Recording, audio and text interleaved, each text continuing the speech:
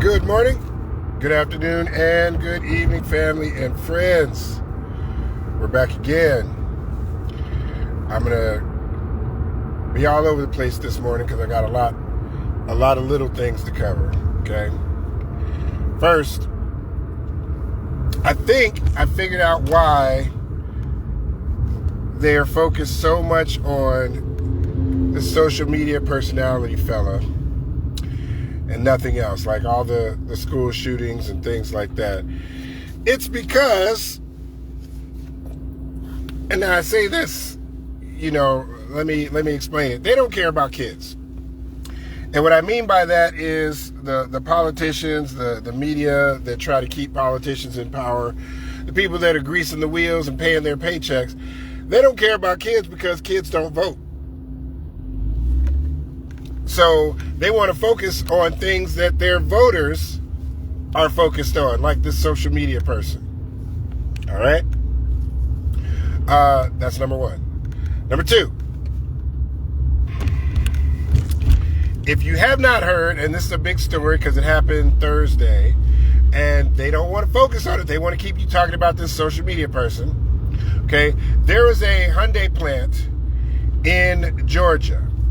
And this Hyundai plant was going to manufacture batteries, either for automobiles. I don't know if they were going to do batteries for solar-powered stuff as well, but it was going to be electric batteries.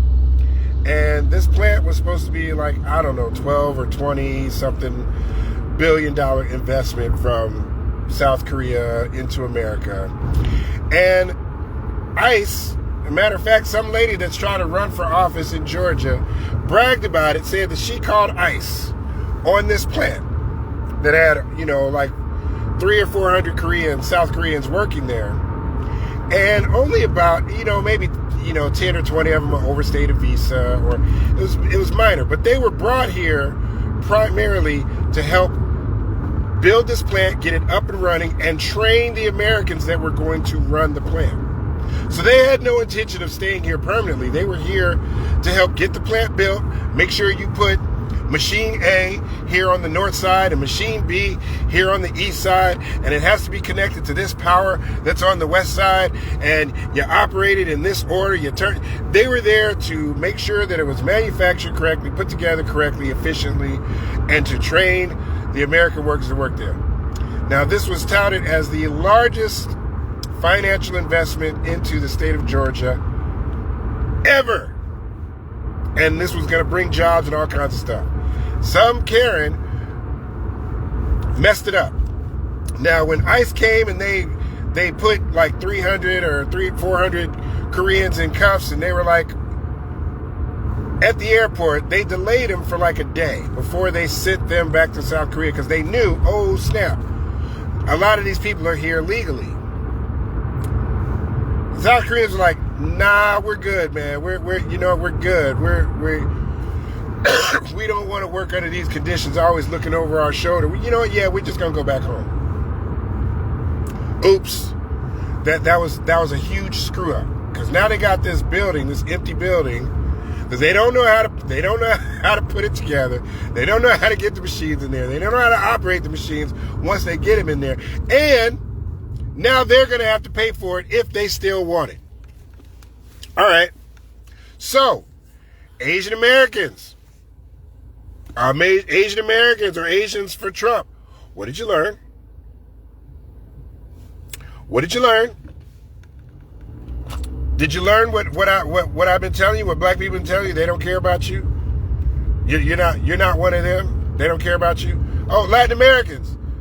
Mexican Americans, the ones voted for Trump. Have you learned yet? What did you learn? You're not one of them? Farmers, what did you learn? Have you learned yet? Stuff we've been telling you? Them Republicans don't care about you? If you're not rich and white, ultimately they don't care about you. Okay? Now, all that aside, the governor of Utah, after the shooting, he even said it.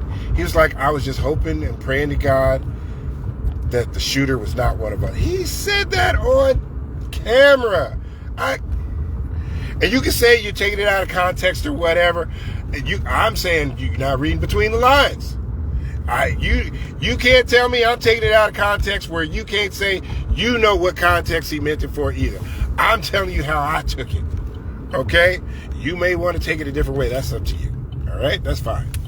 Now, I'm gonna bring this home. I'm gonna land this plane.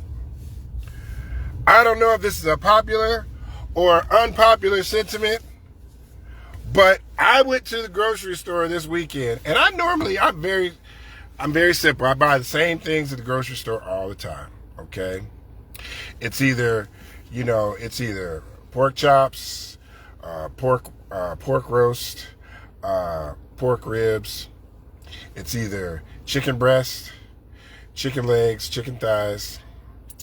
It's either ground beef, beef roast, or beef ribs. Like the three meat groups. There's three things. I get the exact same things, and I can prepare them in different ways. I can fry them. I can bake them. I can boil them. I can grill them. I can do different meals with those three basic foods. I can do whatever. I can make them into tacos, whatever the case, whatever I want to do. I went to the grocery store, and the meat that I normally buy, I'm noticing the price differences, especially on beef. Ground beef is up. I used to be able to get it like $3, $3, 4 pounds, something like that. I've seen it as high as $7. Okay.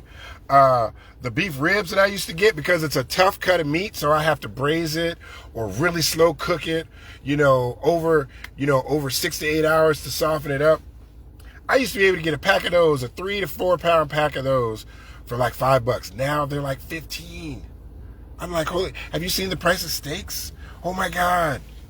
In some cases, it costs more to buy a steak than it does to go out and eat a steak at like Applebee's.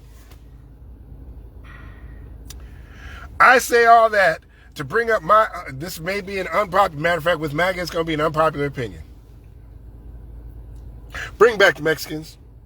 Bring back those farm workers and people that's working on the farms. Egg prices are up, milk prices up, meat prices up. Bro, whatever you thought that immigrants were taking from you or getting a benefit for, it costs a whole lot less than what we're paying at the grocery store right now today.